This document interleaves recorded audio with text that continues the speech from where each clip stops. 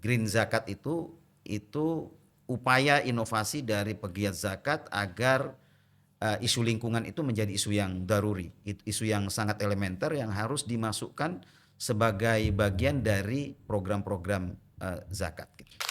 Di undang-undang kita zakat itu masih voluntary sifatnya, jadi nggak ada, kalau nggak bayar zakat yang nggak ada risiko apa-apa secara hukum, nggak ada pelanggaran. Yang menjadi Kecuali kalau ada pelanggaran penggunaan dana zakat untuk kepentingan di luar zakat misalnya, baru ada sanksinya. Berlapis kalau di NU ada lembaga Bahsul Masail kan. Oke, ya gitu. betul. Jadi betul. kita Nggak harus bisa tiba-tiba berinovasi sendiri tanpa ada tanpa fatwa. ada legitimasi fatwa dari lembaga Bahsul Masail. Nggak bisa, bahaya berat gitu. itu, berat. Bid'ah itu.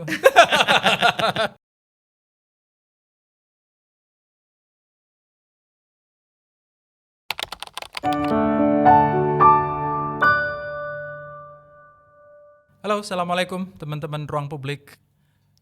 Ada satu isu yang selama ini relatif belum banyak tersentuh dari ekosistem zakat, infak, sedekah atau filantropi yang berkembang di Indonesia, yaitu isu environment.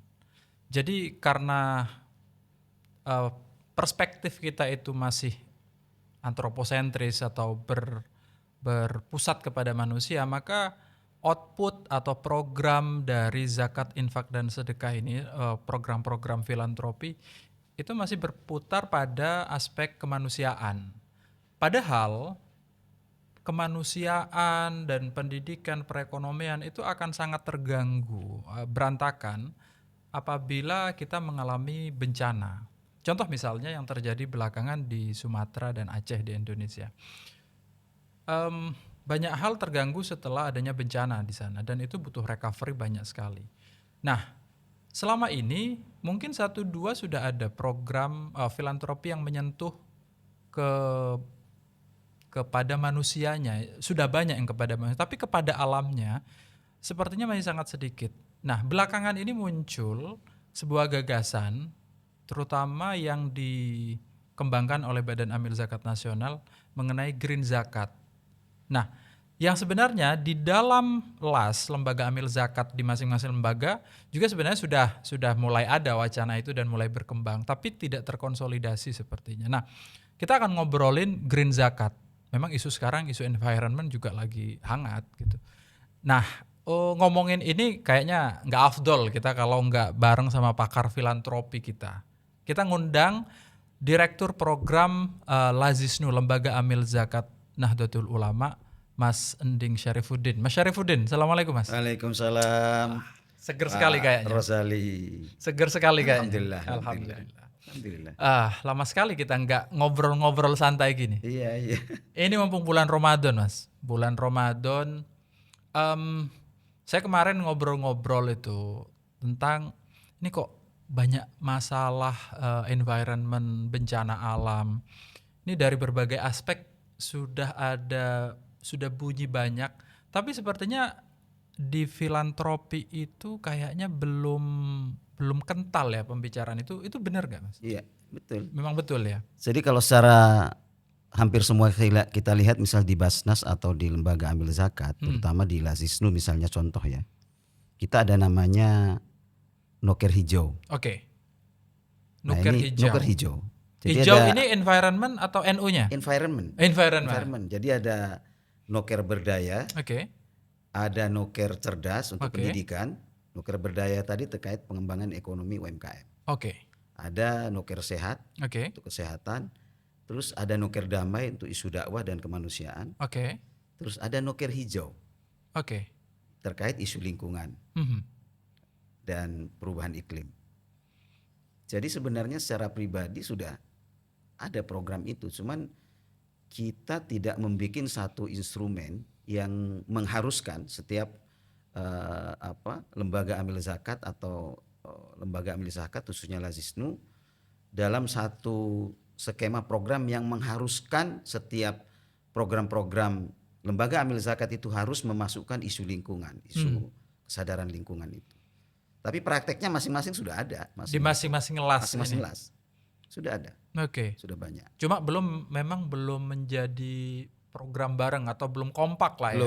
Belum terkonsolidasi Belum dengan baik terkonsolidasi. lah. Sebagai karena kan isu SDGs di LAS itu sudah lama. Di kita juga sudah ada. Jadi memasukkan isu SDGs dalam setiap programnya itu kita sudah masukkan. Misalnya di 5 klaster program di Lazisnu itu sudah memasukkan aspek SDGs kepada setiap programnya. Mana yang berkontribusi terhadap 17 goal SDGs itu sudah ada. Kalau secara definisi green zakat ini apa sih Mas cakupannya? Green zakat itu memasukkan, mengintegrasi, sebenarnya program inovatif ya.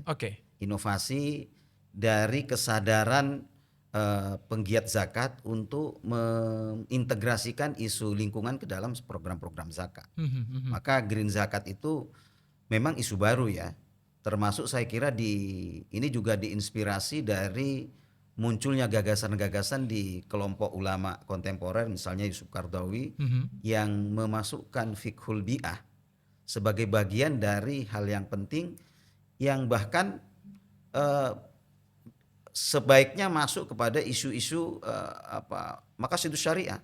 Tujuan syariah itu tidak hanya 5, harus memasukkan isu lingkungan sebagai faktor yang daruri namanya ya, daruriyah sebagai faktor yang elementer dalam isu-isu fikih. Mungkin teman-teman juga sebagian belum terlalu mengerti maqasidus syariah itu apa. Ya. Maqasidus syariah itu namanya ada 5 ya, ad-daruriyatul khams. Itu hifdzun nafas. Jadi tujuan dari disyariatkannya hukum Islam dalam Islam itu ada 5. Jadi kira-kira tujuannya Islam lah ya, tujuannya syariat Islam. Syariat Islam. Ya, ada itu 5. Ditetapkan itu tujuannya ada 5. Pertama menjaga hifdzun nafas, menjaga jiwa. Jadi dalam Islam itu nyawa orang itu begitu berharga. Gitu. Jadi tujuan syariat itu melindungi itu. Yang kedua hifdzuddin. Hifdzuddin itu menjaga agama. Ini para ulama ada yang mengatakan pertama itu hifdzuddin, yang kedua hifdzun nafas. Ini perdebatan mana yang pertama yang kedua lah ya. Yang ketiga hifdzun nasl, menjaga keturunan. Yang keempat hifdzul aql. Menjaga akal. Yang kelima hifdzul mal, menjaga harta. Nah ini implementasinya dalam setiap aspek hukum Islam itu kelima-limanya itu harus menjadi bagian dari tujuan ditetapkannya syariat. Makanya setiap upaya aplikasi dari hukum Islam itu harus memasukkan 5 unsur ini dalam setiap implementasi hukum Islam. Itu yang lama. Ya. Yang lama. Nah sekarang ulama kontemporer dengan kondisi perubahan iklim yang sangat ekstrim ya, ini 20 tahun terakhir lah saya kira ya, itu sudah memasukkan isu lingkungan itu sebagai bagian dari maqasidus syariah. Bagian dari tujuan syariat Islam. Dari syariah. Bahkan Yusuf Qaradawi mengatakan untuk terlaksana tujuan 5 itu tadi ya, ad-daruriyatul khams tadi itu yang 5 itu, menurut Yusuf Qaradawi hanya mungkin dengan terlaksananya hifdzul bi'ah ini. Karena kalau hifdzul bi'ahnya nggak terjaga, kelima-limanya itu bisa nggak terjaga gitu. Bisa berantakan. Yeah. Misalnya seperti yang sampaikan tadi Pak Ruzali, di Sumatera kemarin banjir itu contoh paling dekat dengan kita, paling dekat ya. Aspek korban manusianya berapa? Betul. Ya kan? Yang kedua perlindungan terhadap keturunan anak-anak korban segala macam sudah sangat kelihatan. Hifdzul mal, harta benda, lalu pendidikan, hifdzul aql juga nggak bisa berjalan akhirnya karena aspek lingkungan nggak pernah kita perhatikan. Betul. Jadi dampaknya begitu kelihatan dan nyata itu. Makanya definisi kalau boleh disebut green zakat itu upaya inovasi dari pegiat zakat agar isu lingkungan itu menjadi isu yang daruri, isu yang sangat elementer yang harus dimasukkan sebagai bagian dari program-program zakat. Gitu. Ya, kalau dilihat dari posisinya ini sebenarnya malah menjadi pondasi dari semuanya. Betul.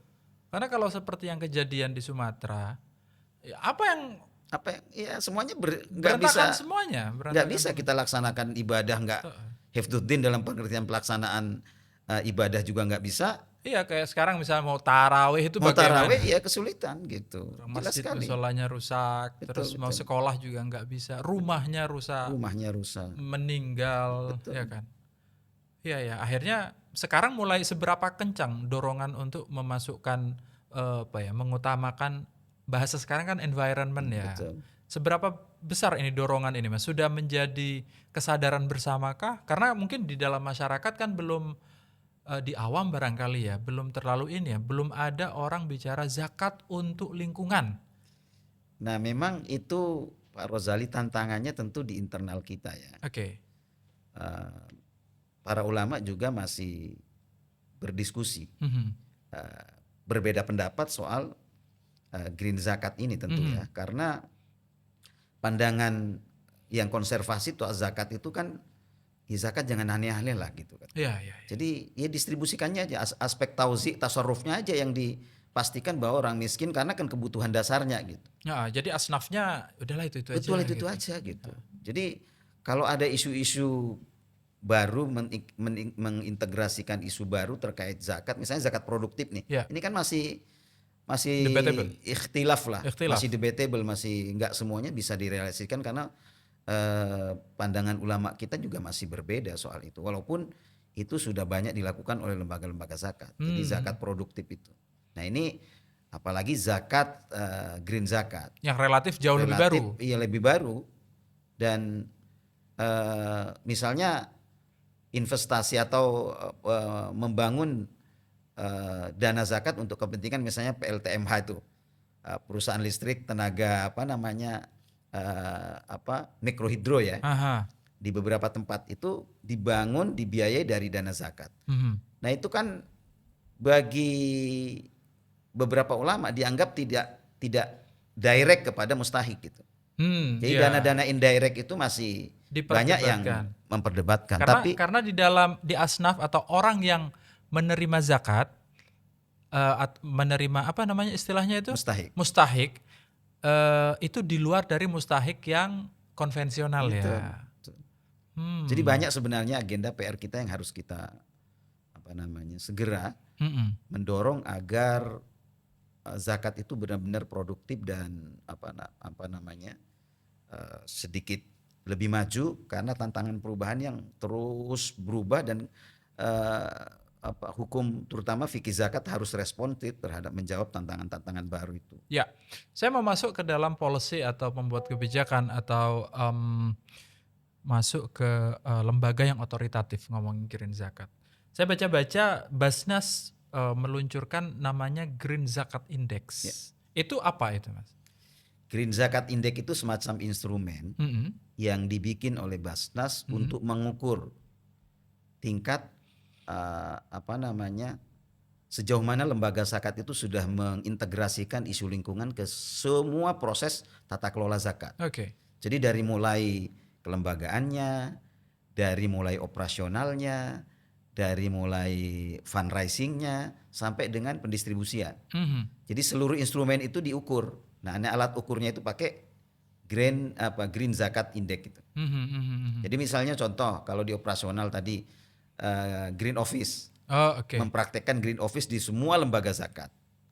Jadi misalnya praktek-praktek yang sederhana, hampir lembaga zakat itu harus mulai mengurangi penggunaan plastik. Misalnya minumnya gimana caranya, semua amil zakat atau karyawan lembaga zakat itu sudah pakai tumbler kalau ke minum air.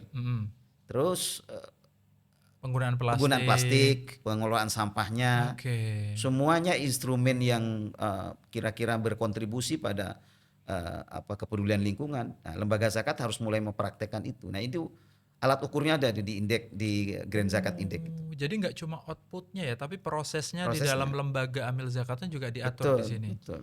Oke. Terus apa ininya, Mas? Maksudnya Green Zakat Index itu digunakan untuk ke lembaga amil zakat. Ke lembaga amil zakat. Jadi itu ada indeks, nanti ada penilaian. Jadi dampaknya apa?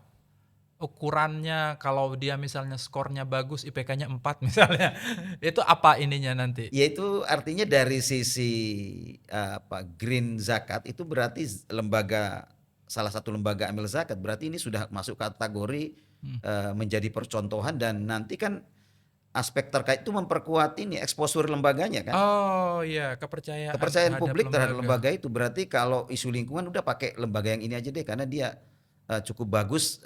Nilai green zakat indeksnya bagus gitu. Ini iya sih, memang iya.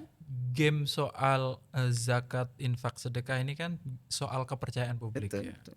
Kepercayaan publik, dan di dalam beberapa negara besar juga menyaratkan standar-standar tertentu. Betul. Nah, kalau di beberapa negara yang sudah maju kan itu sudah umum, sangat diperhatikan gitu. Jadi kan lembaga zakat itu juga tidak hanya mengelola zakat kan. Di undang-undang itu ada namanya infak, sedekah, ada di SKL namanya, ada CSR itu. Jadi bisa saja semua program-program yang non zakat juga bisa diintegrasikan kepada programnya menggunakan dana non zakat, kan nggak ada masalah. Kalau zakat mungkin lebih rigid ya, lebih spesifik, aturannya lebih ketat. Betul. Tapi kalau non zakat kan memungkinkan. Iya. Semua program itu. Sorry Mas, ini kan yang paling banyak perdebatan ini yang dana zakat kan. Betul. Yang penerima manfaat itu, penerima manfaat filantropi itu kan yang zakat yang paling ketat. Tapi yang lain enggak ya? Relatif tidak, walaupun begini, tetap kita memprioritaskan mustahik kalau dalam kebijakan pemerintah itu kelompok miskin desil 1 sampai 4. Itu yang prioritas. Jadi yang masuk kategori, kalau di istilah kita kan fakir miskin kan. Ya, fakir miskin. Jadi itu tetap menjadi prioritas. Jadi hampir semua program kita diarahkan ke situ, ke mustahik yang memang kategori desil 1 sampai 4 itu. Terus kalau ini kepatuhan, nah ini kan indeks itu soal kepatuhan lembaga amil. Seberapa besar kepatuhan lembaga amil zakat yang kita punya di Indonesia ini? Untuk isu lingkungan ini. Nah ini zakat kan belum menjadi mainstream ya. Belum menjadi mainstream. Ini tantangannya tentu harus multi pihak bekerja sama. Pemerintah misalnya juga gimana caranya, kan masih voluntary aja sifatnya kan. Belum diwajibkan. Kalau sudah mandatori, jangankan itu, zakat aja masih voluntary Pak. Jadi belum mandatori zakat kita di undang-undang itu. Karena belum terintegrasi. Belum. Jadi di undang-undang kita zakat itu masih voluntary sifatnya. Jadi nggak ada, kalau nggak bayar zakat yang nggak ada risiko apa-apa secara hukum. Nggak ada pelanggaran. Kecuali kalau ada pelanggaran penggunaan dana zakat untuk kepentingan di luar zakat misalnya, baru ada sanksinya, ada punishmentnya. Dan kemarin kan memang di awam ya kita diskusi soal zakat ini kan, zakat di kita itu belum menjadi pengurang yang signifikan terhadap pajak. Betul. Ini kayaknya PR juga besar juga ini. Lumayan. Karena kalau misalnya jadi pengurang, ini kan potensi pajak juga kan masih banyak yang belum dimaksimalkan. Betul. Kalau misalnya dengan ngurangin zakat, dengan membayar zakat bisa menjadi pengurang, sepertinya bisa dapat dua-duanya langsung. Saya akan membayar zakat saya sekian, tapi nanti konversinya lebih mudah untuk mengurangi pembayaran pajak. Ya, itu tantangan tersendiri. Itu berarti apa ininya Mas? Yang harus dilakukan di aspek itu. Karena nanti kan akan memudahkan, karena urusan pajak juga sulit kan.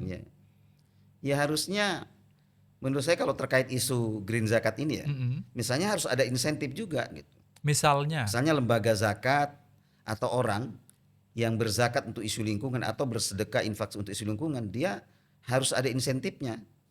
Bentuknya apa itu harus didiskusikan. Misalnya bisa pajak, bisa apa kan? Benar. Pengurang pajak misalnya. Kalau ada insentif itu akan lebih senang itu. Sama dengan isu kredit karbon itu. Jadi itu kan sudah mandatori tuh di semua perusahaan kan. Jadi kalau misalnya kita desain model kebijakan yang mengharuskan setiap orang yang pengelolaan programnya atau perusahaan-perusahaan yang memang berkontribusi pada pengurangan karbon itu nanti dapat insentif gitu. Iya. Ya sama yang umum kan, kalau orang menggunakan mobil listrik, Nah, dia bebas ganjil genap, betul. pajaknya murah, Betul. makanya orang terus kemudian Berbondong-bondong. pindah. Betul. Iya. Jadi sistem diciptakan kebijakan yang memungkinkan secara umum orang lalu tertarik karena ada benefit yang dia dapatkan. Tapi ini kan nanti harus ada koordinasi keputusan yang dibikin bersama antara misalnya pertama Basnas, kementerian terkait juga ya berarti ya. Itu sudah jauh nggak pembicaraan soal yang begitu? Saya kira belum ya. Belum ya? Baru inisiatif dari Basnas dan kemarin kan UNDP ya. UNDP dan beberapa lembaga gitu. Jadi inisiatif ini saya kira harus dikawal terus agar ini menjadi program yang berkepanjangan dan menjadi kesadaran semua orang untuk sama-sama mengupayakan agar lingkungan ini menjadi prioritas gitu. Iya. Ya karena bagaimanapun kita hidup di dunia nih. Betul. Kalau dunianya rusak nggak bisa ngapa-ngapain. Nggak bisa ngapa-ngapain. Kalau yang sudah ada dan berhasil, tadi sempat nyinggung kan PLTMH itu. Iya. Itu modelnya gimana? Dari zakat ke situ itu gimana? Bisa saya tidak cukup dalam mengerti karena itu programnya Basnas juga. Tapi kira-kira itu dari dana yang dikumpulkan Basnas itu digunakan untuk menyupport proyek PLTMH itu. Betul. Artinya kan itu di daerah memang di daerah-daerah itu kan daerah tertinggal tuh posisinya sehingga itu karena kan itu daerah yang nggak ada listrik PLTMH itu. Jadi dana zakat infak sedekah itu digunakan untuk membangun PLTMH. Akhirnya itu kan berkontribusi pada peningkatan misalnya belajar mereka lebih mudah anak-anak gitu kan, pendidikan enak semuanya kan kebutuhan dasar. Artinya sebenarnya secara langsung si mustahik langsung dapat iya, tetapi pengelolaannya kan ini yang tadi yang saya bilang, yang indirect begitu itu masih banyak yang mempertanyakan gitu. Ini memang problem, tetapi menurut saya memang harus dilakukan upaya ijtihad lah istilah kita ya. Ijtihad inovasi terhadap pembaharuan hukum yang responsif terhadap tantangan-tantangan begitu gitu. Karena kalau misalnya dana itu digunakan yang selama ini misalnya ya digunakan untuk bantuan, dia nggak punya listrik nih di satu daerah, digunakan untuk bantuan fakir miskin, konsumsi, untuk sekolah, untuk ekonomi, untuk apa? Nggak ada listrik susah juga. Karena juga kalau dihubungkan dengan ad-daruriyatul khams tadi, maqasidus syariah tadi itu kan berkontribusi juga tadi kan. Misalnya listrik nih, hifdzul akalnya pendidikan jadi anak-anak bisa belajar dengan mudah kan. Lalu yang kedua aspek produktif ekonomi bisa berjalan dengan baik, tumbuh gitu kan. Jadi hifdzun nafas jalan dapat. Hifdzu apa lagi? Semuanya. Hifdzun nasl anak-anak bisa terjaga semuanya gitu. Aspek kesehatannya segala macam kan. Kalau listrik itu semua barang kita kan butuh listrik sekarang. Bayangkan kalau kita betul. Ya kalau nggak ada listrik balik lagi ke zaman purba Pak. Betul.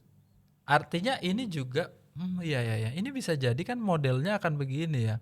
Saya membayangkan yang di Jambi ini dia hearing kan, apa nih yang dibutuhkan oleh masyarakat? Listrik Pak katanya gitu kan. Listrik. Gimana ya caranya ya?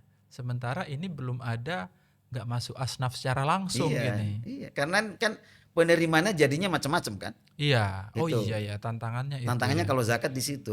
Saya nggak tahu apakah saya tidak cukup detail ya, tapi bahwa itu dibutuhkan menurut saya memang diupayakan ijtihad yang kuat. Karena kalau di NU itu ihtiyat Pak, kehati-hatian dalam hukum itu tinggi, sangat tinggi. Jadi harus ada argumentasi hukum. Kalau di kita kan ada Dewan Pengawas Syariahnya, terus berlapis kalau di NU ada lembaga Bahsul Masail kan. Oke, ya gitu. Betul. Jadi betul. Kita nggak bisa tiba-tiba berinovasi sendiri tanpa ada tanpa fatwa. Ada legitimasi fatwa dari lembaga Bahsul Masail. Nggak bisa, bahaya gitu. Berat. Bid'ah itu. Bisa jatuh bid'ah itu. Bahaya, Pak. Tapi sejauh ini kayaknya kan kalau dilihat dari dasar maqasidus syariah tadi itu sangat dibutuhkan kan. Betul. Artinya di situ kebutuhannya sudah pasti ada, tinggal ikhtiyat-ikhtiyat yang solusi hukum yang sifatnya menjawab kebutuhan mereka. Dan itu kayaknya udah, mungkin saya nggak tahu apakah ini menyederhanakan hukum ya, tapi itu lebih furu daripada kebutuhan yang lebih, yang usuli ini kan kebutuhannya adalah butuh listrik. Ya. Bahwa dengan listrik itu bisa dapat yang nggak mustahik. Iya. Nah itu kan lebih cabang kan, Iya, lebih cabang. Berarti ini kayaknya akan agak panjang ini Iya. ya. Karena harus ada masalah argumentasi keagamaannya satu. Yang kedua itu hukumnya harus diatur, polisinya. Betul. Polisinya harus diatur. Lalu apa nanti ke depan kira-kira untuk mempercepat itu tahapan-tahapannya? Karena ini kan belum umum lah ya, belum umum. Kayaknya polisinya nih target ini.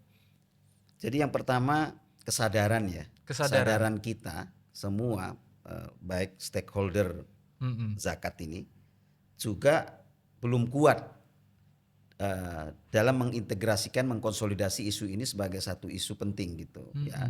Baik dari aspek syariahnya maupun dari aspek tata kelola zakatnya. Ya. Jadi fatwa hukumnya sudah ada sih banyak. Saya kira Komisi Fatwa MUI juga banyak terkait isu lingkungan itu. Tapi kan itu harus dijawab secara praktikal oleh kita semua agar ini benar-benar implementasinya real di lapangan gitu. Karena kebutuhannya sudah jelas kan. Betul. Aspek lingkungan menjadi masalah itu semua orang tahu. Semua orang tahu. Terus solusinya apa? Nah solusinya apa itu loh yang harus dijawab bersama kan. Itu butuh kebijakan pemerintah, butuh undang-undang mungkin.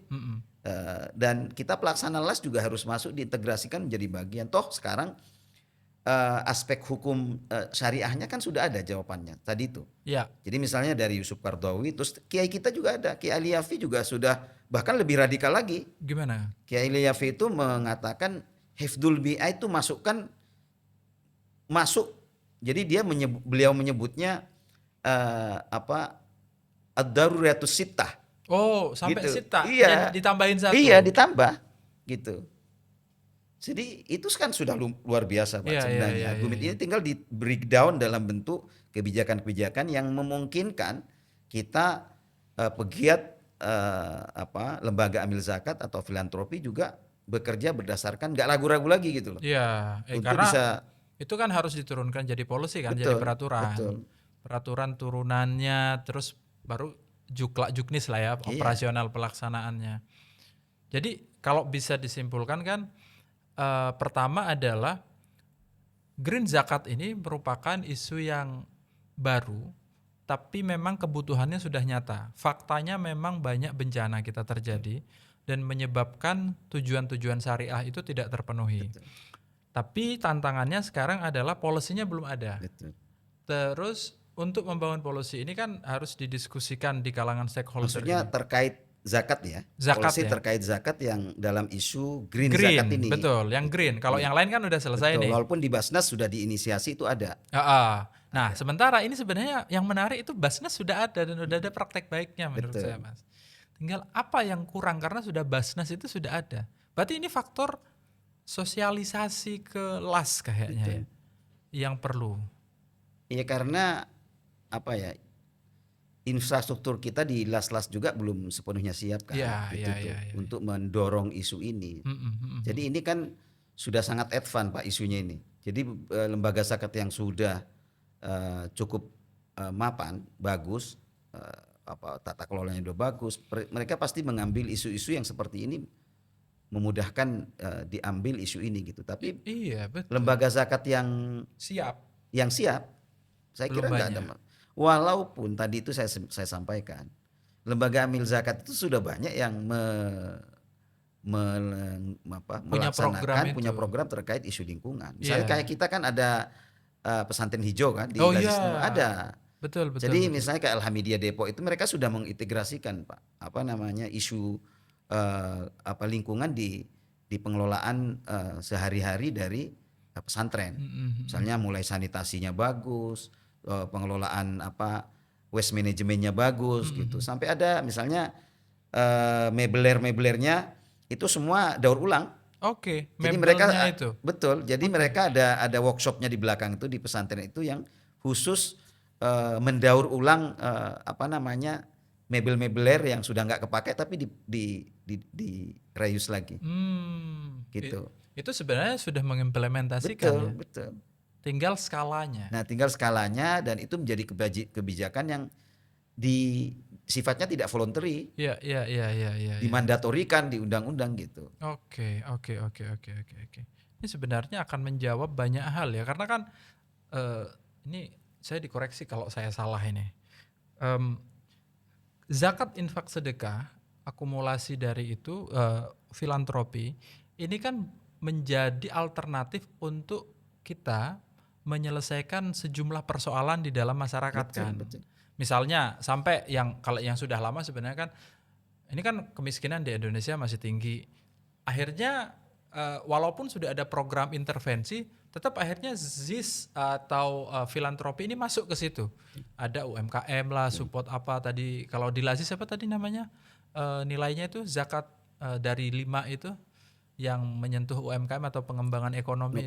Nuker berdaya gitu kan. Terus sekarang ada isu filantropi juga masuk di situ.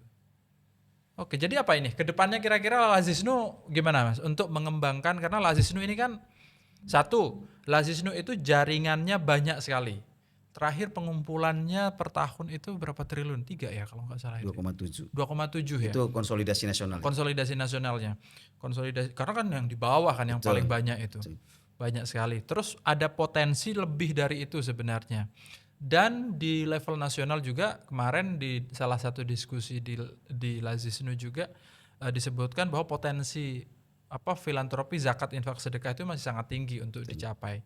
Tinggal kita memiliki program-program yang inovatif, membuat orang aware terhadap program kita dan menyampaikan zakat, infak, sedekahnya ke situ karena tertarik dengan program yang dikembangkan. Berarti kuncinya ini ada di pengembangan program yang menarik sebenarnya. Betul. Jadi ada istilah begini Pak. Jadi sebenarnya program pendistribusian itu berkontribusi pada penyaluran. Jadi program-program pendistribusian yang menarik, minat muzaki atau donatur itu akan berkontribusi pada peningkatan penyaluran, fundraising. Orang tertarik, bagus nih programnya. Jadi indikatornya semua program itu dampaknya kan sekarang program di lembaga-lembaga zakat sudah banyak mengakomodir budaya korporasi dalam melaksanakan program-programnya. Misalnya ada kaji dampak zakat. Jadi ada misalnya menggunakan metode SROI, social return on investment. Jadi kalau saya ngeluarin zakat segini nih kepada komunitas atau masyarakat, kepada mustahik, nah kira-kira dampak dari program yang saya keluarkan dalam bentuk zakat atau non zakat itu apa? Dia gitu. Pengen tahu. Iya, ada alat ukurnya. Gitu. Itu kan awalnya ROI berarti ya, cara ukur di bisnis. Betul. Sekarang ada S-nya. Social Return on Investment. Social Return of Investment. Jadi tadi disebut sekarang sudah ada cara ngukurnya, ada dari perspektif si muzaki adalah mereka juga pengen tahu dia dapat apa sih ketika zakat di situ atau memberikan infak di situ. Metodenya namanya Social Return of Investment. Nah, tapi saya pengen tahu Mas, ini kan dari tadi kita bicara soal individu mungkin ya, antar individu, antar muzaki, terus isu di dalam si LAS soal green zakat itu. Tapi untuk muzaki yang besar ini kan yang corporate biasanya selama ini. Apakah ini juga ada mekanisme ukur buat mereka? Kayak misalnya, kalau saya peduli terhadap lingkungan, itu ada nilai tambah atau apa? Karena saya dengar juga ada semacam environment, social and governance atau apa, itu bisa dijelasin? Iya, ada namanya ESG. Environment, social and governance. Jadi untuk mengukur sebuah perusahaan bisnis itu dia memiliki kualitas yang bagus berkontribusi enggak terhadap isu lingkungan, terus sosial sama governance. Itu mengukurnya kalau misalnya kalau environment, sebuah perusahaan itu berkontribusi enggak terhadap isu lingkungan. Maksudnya pengurangan emisi, dia bikin program-program yang yang mendorong agar kesadaran lingkungan baik dari internal maupun masyarakat itu juga ikut mendorong, ikut mendukung program itu. Kalau yang sosial biasanya isu terkait hubungan dengan karyawan gitu. Jadi ada HAM-nya enggak gitu. Termasuk misalnya yang lagi kan sekarang, apakah ada karyawan yang difabel gitu-gitu ya? ya. Kayak gitu. Oke. Jadi semakin ramah, kuat di situnya berarti dia sudah dianggap perusahaannya cukup baik gitu. Penilaiannya meningkat lah ya. Kalau governance tata kelola kayak manajemen risiko kayak gitu, iya. Kayak gitulah. Iya. Jadi ini juga apa namanya ya? Artinya dari aspek silas lembaga amilnya ini, ketika ini punya peluang, ini ada demand supply sebenarnya ya. Karena si perusahaan juga membutuhkan ini. Biar penilaiannya dari ESG-nya ini lebih bagus ya. Betul. Tapi kan ini ngomong-ngomong kan tantangan terberat Lazisnu kalau saya bayangkan itu adalah sosialisasi di internal, Mas. Betul. Karena ada berapa cabang itu? Banyak sekali. 325 nampaknya 25 cabang. Level kota kabupaten. Kalau diturunkan di zoom in lagi sampai level kecamatan, sampai desa. Diranting kan? MWC. Iya. Saya tahu karena di ibu saya juga ngumpulin kencelengan itu loh. Kencelengan ya. Itu masih jalan. Koin NU dikumpulkan, saya pernah nanya. Sebagian itu nanti peruntukannya satu kalau nanti ada yang sakit katanya gitu. Terus kalau ada apa darurat gitu-gitulah. Dan yang lain. Nah, kalau isu green ini masuk kan ini kan perlu sosialisasi sampai tingkat kecamatan itu. Ini gimana ini ya? Apa yang akan dilakukan buat membangun kesadaran sampai level terbawah itu? Itu sekali lagi perlu kebijakan ya. Misalnya kalau di internal NU ya PBNU harus bikin kebijakan yang memang seluruh instrumen yang di PBNU itu mulai green office tadi itu misalnya dari tata kelolanya, operasionalnya, sama pelaksanaan programnya harus mengintrodusir isu-isu itu ke dalam manajemen kelembagaan. Jadi tantangannya tentu itu literasi dan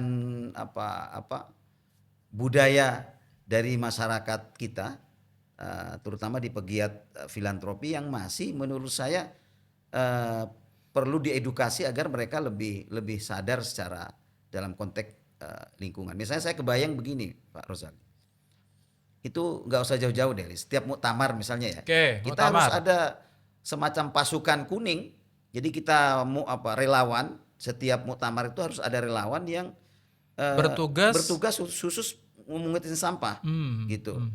Itu yang sederhana. Gimana caranya itu waste management kita jalan gitu. Setiap event-event kita, jangan sampai setiap event meninggalkan sampah yang lumayan nggak enak dilihat mata gitu ya. Betul. Jadi setiap event yang sifatnya masif, karena kita kan tradisi masif kan ada komunalitasnya tinggi gitu. Tinggi dan banget. Itu harus dikembangkan budaya seperti supporter Jepang lah ya. Itu kan asik tuh. Jadi setiap mereka datang ke situ dia sekaligus bawa jadi semua jamaah disarankan harus bawa misalnya tong sampah gitu ya. Jadi atau kayaknya begini Mas, ada pojok kalau di Jerman itu kan sampah yang dibawa dimasukin itu bisa diuangkan. Atau ada insentifnya apa misalnya. Jadi ada pojokan. Jadi orang otomatis itu kalau di Jerman itu yang di video-video TikTok itu yang saya lihat. Dia bahkan kalau ada botolnya orang lain itu diambil, dipungut, dikumpulin sama dia, dimasukin ke tas. Karena dengan begitu dia ngumpulin, dimasukkan ke itu, dia akan dapat dia nilainya tertentu lah ya. Betul. Nah kayaknya kalau nanti muktamar gitu, ya kita nggak ngebahas muktamarnya kapan kan. Muktamar kita sediakan itu, nanti orang-orang pokoknya yang masuk ke situ entah nanti akan dapat apa misalnya gitu. Ya memang saya mulai dari yang sederhana begitu ya maksudnya. Jadi budaya anak-anak kita terutama di pesantren itu harus dikembangkan kebiasaan-kebiasaan yang memang menyadari bahwa faktor lingkungan itu menjadi penting gitu. Misalnya buang air, harus hemat air, listrik kayak gini kan, itu juga budaya yang harus segera diciptakan di lingkungan kita. Jangan sampai tulisannya Pak di temboknya an-nadhafatu bil iman, bawahnya sampah semua. Itu kayak orang ngerokok di bawah tulisan dilarang merokok. Iya itu. Ya. Tapi memang kalau ngomong-ngomong soal kebijakan itu yang paling enak yang by insentif. Yang pendekatannya adalah ada insentifnya. Karena kalau enforcementnya, wah berat itu.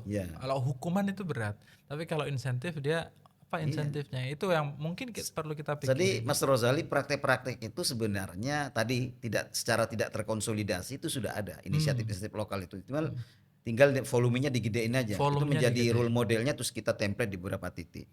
Misalnya di tempat kita aja di mana di Bawean itu kan ada yang ngembangkan pendidikan tapi bayarnya pakai sampah. Oh iya betul. Itu kan sudah ada. Sudah ada. Jadi di beberapa titik tempat-tempat itu sudah ada prakteknya itu. Jadi tinggal sekarang itu dijadikan role model lalu di template di tempat lain gitu. Ya. Itu aja. Tinggal sosialisasi. Kalau ngomong-ngomong ya memang ini PR-nya adalah gimana menjangkau orang lebih banyak. Betul. Informasi ini menjangkau lebih banyak. Saya kira kalau ya itu kayak contoh yang Jerman itu misalnya, atau kalau yang Indonesia adalah keberhasilan mobil listrik. Mobil listrik insentifnya itu kan bagus ya, karena dia di Jakarta dia bisa melalui jalur ganjil genap. Betul. Yang kedua, selain dia bisa melalui jalur ganjil genap, dia pajaknya sangat murah. Iya. Padahal mobilnya itu bagus-bagus kan. Betul. Pajaknya itu ratusan ribu kalau nggak salah Mas. Akhirnya orang berbondong-bondong ganti itu kan. Kalau policy kita bisa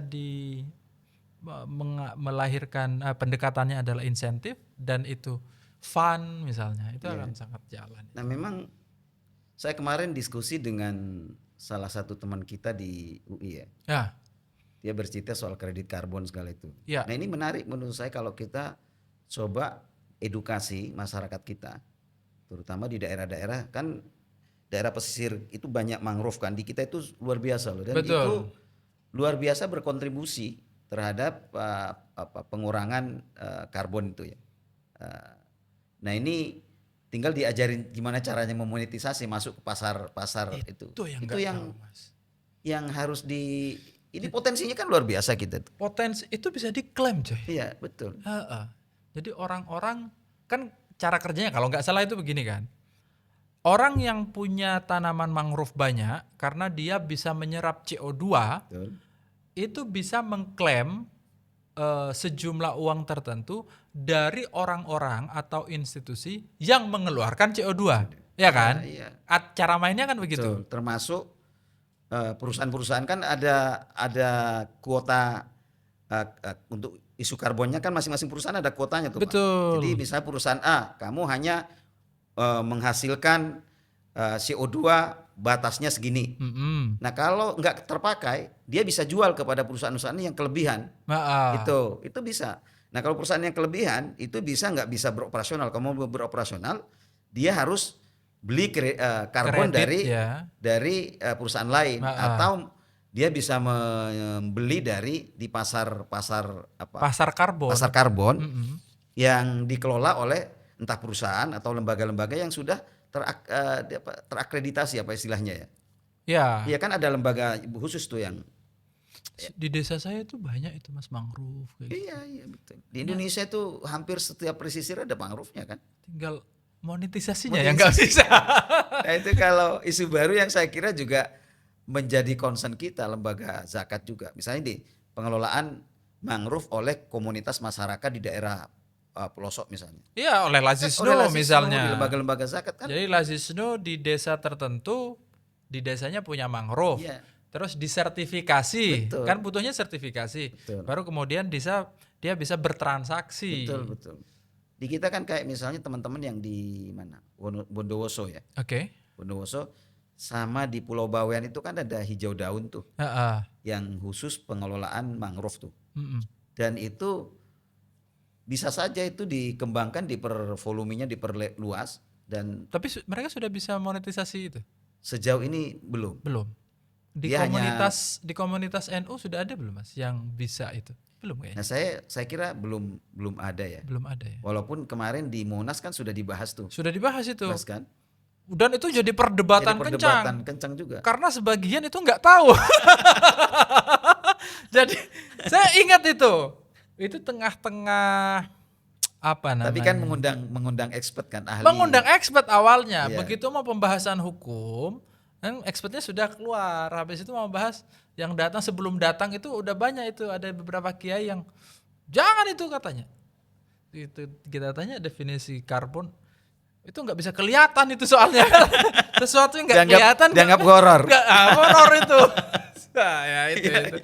Jadi ada gap gitulah antara pengetahuan itu soal lama. pengetahuan ya. Jadi pengetahuan lama dengan yang baru itu aja sebenarnya. Itu tadi problemnya tadi itu. Betul. Itu salah satu problem itu mengedukasi tokoh-tokoh ulama yang relatif dia bisa mengerti soal isu-isu baru. Betul. Yang kita sama sekali nggak kebayang. Nggak kebayang. Ya seperti misalnya inovasi-inovasi lah ya. Koin misalnya. Lazisno itu kan ada nuker global itu kan. Yang dia mau nanti masuk ke ekosistem. Betul. Begitu. Ya banyak isunya Pak Rozali. Soal isu misalnya definisi harta. Definisi harta. Iya kan? Kan sekarang berubah tuh dengan digital tuh. Oh iya. Jadi harta yang sifatnya digital itu kan bagi kiai ini nggak kelihatan nih. Nggak kelihatan semua. Makanya sekarang ada infak kan kalau kita belanja di mana-mana kan sering dapat poin tuh. Ya poin. Ya kan? Nah itu sedekah poin Pak. Itu ada dikembangkan. Gitu ya? Iya. Iya. Misalnya sekarang infak saham. Kalau saya punya saham di sini saya sedekahkan ke pesantren mana, ke sekolah mana, ke masjid mana gitu. Itu bagi orang kiai-kiai yang di kampung kita nggak kebayang ini apa sih? Iya ya. Gitu. Sebenarnya buat kita yang teman-teman kan banyak udah yang main saham, kripto gitu ya. Kalau dia lagi dapat banyak, lagi hijau sahamnya, saya saham ini saya taruh di sana gitu misalnya. Artinya di sana udah harus siap juga kan. Betul. Jadi isu-isunya berkembang nih dan kita memang sekali lagi perlu hukum Islam yang responsif terhadap tantangan-tantangan baru. Iya. Nah ini kan kalau sudah begitu kan bukan ranahnya Lazisnu tuh. Iya, kita harus lempar ke lembaga Bahsul Masail atau ke DPS. Kita begitu. Jadi kalau di kita benar-benar hati-hati Pak Rozali terkait aspek hukum syariah compliance itu. Oke. Karena lembaga amil zakat itu seperti Lazisnu ada audit kinerja dan keuangan. Oke, secara manajemen. Betul, secara manajemen. Dan bagian dari operasional juga dihitung tuh Pak itu. Karena itu menunjukkan akuntabilitas sebuah lembaga amil zakat. Jadi selain diaudit oleh akuntan publik, jadi lembaga amil zakat itu sebelum melaporkan keuangan dan kinerjanya ke Basnas, semua itu harus diaudit oleh akuntan publik. Akuntan publik dulu. Yang kedua, ada audit syariah namanya dari Irjen Kemenak. Irjen Kemenak. Betul. Inspektorat Jenderal Kemenak mengaudit semua lembaga amil zakat dari aspek syariah sudah syariah comply enggak secara syariah? Enggak, iya gitu. Jangan-jangan inovasinya kebablasan. Betul. Iya. Makanya di isu green zakat juga itu menjadi catatan soal munculnya yang disebut greenwashing. Greenwashing itu klaim. Jadi tempelin aja saya sudah peduli sama isu lingkungan, tempelin aja padahal faktanya enggak gitu. Faktanya enggak. Makanya dengan adanya Green Zakat Index itu meminimalisir greenwashing seperti itu. Klaim-klaim aja hanya tempel-tempel seolah-olah. Oh, jadi bahkan termasuk ke misalnya perusahaan yang jadi muzaki yang dia mengklaim. Betul. Oke. Oh, dampaknya juga jauh ya. Iya, jauh lah. Iya. Dan itu kalau terukur begitu kan gampang cara melihatnya kan. Iya, dan sebenarnya dengan menjalankan ini secara otomatis memperbaiki yang di sebelah sana juga. Betul. Dan dampaknya panjang tuh. Iya. Dan kalau ini menjadi ekosistem yang kuat itu luar biasa itu kontribusinya. Dan satu hal lagi Mas, di banyak penelitian kesadaran terhadap environment itu sangat tinggi kan sekarang. Maksud saya jangan-jangan cerita soal program dan muzaki ini, kalau programnya bagus muzakinya akan tertarik. Jangan-jangan anak-anak muda sekarang bisa terpancing untuk melakukan itu. Misalnya program Lazisnu programnya adalah zakat, infak, sedekah, misalnya infak atau sedekah untuk pembangunan pohon atau penanaman pohon di sana misalnya. Iya. Saya tidak tertarik terhadap lazisnya, tapi saya tertarik Dengan pengen programnya gitu. Oh, nah gitu. itu lagi-lagi sudah banyak yang kita lakukan. Kemarin dengan apa ya? Ada mitra kita yang tertarik hanya khusus. Saya tertarik Mas, tapi isunya lingkungan ya. Mereka biasanya kan ada isu yang kita menyesuaikan dengan bagaimana mitra kita maunya di isu apa gitu. Jadi termasuk kerjasama dengan salah satu mitra kita penanaman pohon yang produktif. Dia mintanya pohon produktif yang nanti tidak hanya sekedar ada buahnya gitu, bisa diambil buahnya, manfaatnya. Ada juga tahun lalu kita dengan anak-anak muda juga, mahasiswa-mahasiswa UI, itu dia menanam mangrove di Kepulauan Seribu. Oh, oke. Iya, jadi kita support, kita belikan pohonnya, mereka yang nanam. Gitu. Oke. Mitan kayak gitu tuh. Ya. Secara tidak terkonsolidasi dalam satu program yang tadi itu, dalam isu green zakat gitu, tapi kita pada dasarnya punya program tadi itu, Noker hijau, yang itu juga masuk bagian dari program prioritas kita sebenarnya. Gitu. Menarik sebenarnya, karena kesadaran memang penelitiannya di Alfara misalnya itu, dia menyebut anak-anak muda kesadarannya Gen Z itu sama Gen Alpha kesadaran lingkungannya itu sangat tinggi. Sehingga kayaknya mungkin jangan-jangan bisa ditarik dari pendekatan lingkungan itu. Nah, kalau basisnya data kita kuat, itu tentu tantangan problem berikutnya dari lembaga amil zakat itu adalah menciptakan perencanaan program yang memang basisnya data. Iya, betul. Kan data ini bukan hanya problem kita, Pak, negara juga. Ya, problem lembaga gitu di kita banyak kan. orang. Data. Padahal itu source untuk membuat kebijakan yang memang real sesuai kebutuhan, apa yang diinginkan oleh masyarakat kita pada umumnya, terutama Gen Z dan Gen Alpha. Kan basisnya harus data itu. Iya, karena mungkin juga bisa jadi, satu sih saya ingat podcastan saya dengan Pak Hasanuddin Ali, Pak Syafiq Ali, dan Pak Mantris, pimpinan-pimpinan PBNU.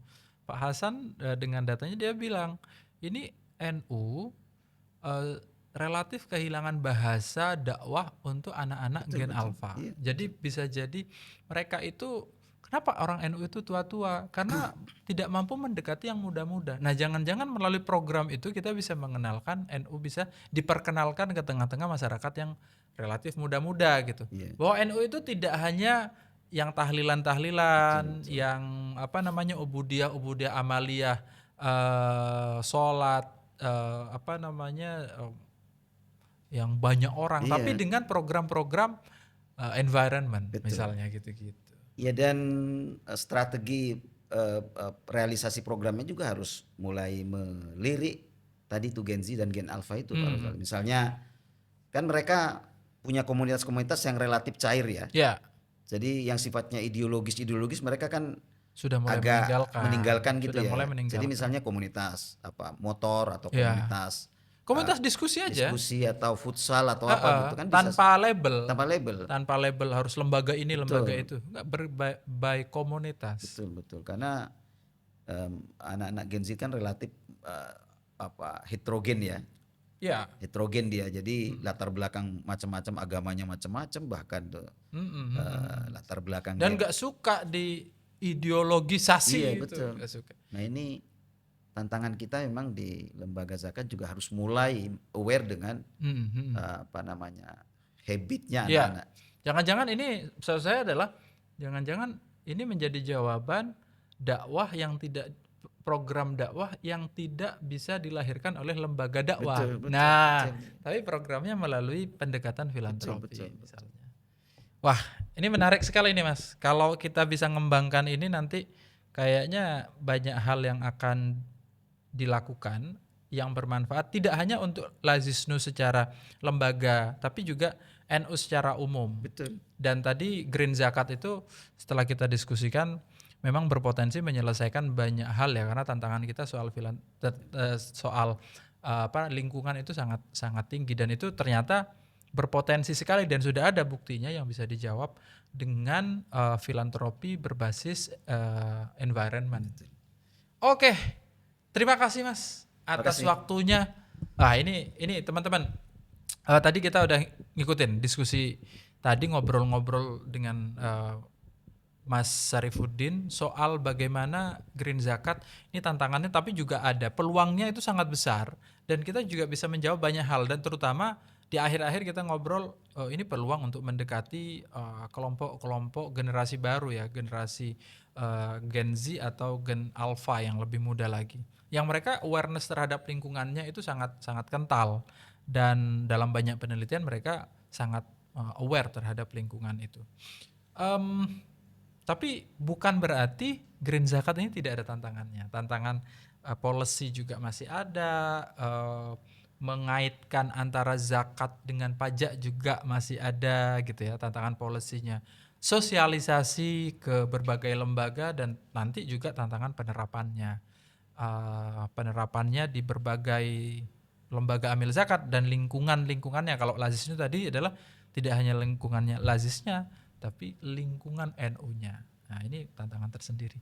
Dan butuh dasar hukum syariah yang kuat, yang itu tadi di luar lembaga lazis, tapi adanya di lembaga Bahsul Masail yang nyari dasar hukumnya dan Dewan Syariahnya. Mas Ending, thank you atas obrolannya. Kita akan ketemu lagi di kesempatan mendatang. Dan teman-teman saksikan lagi serial diskusi soal filantropi kerjasama Ruang Publik dengan Lazisnu. Wassalamualaikum warahmatullahi wabarakatuh.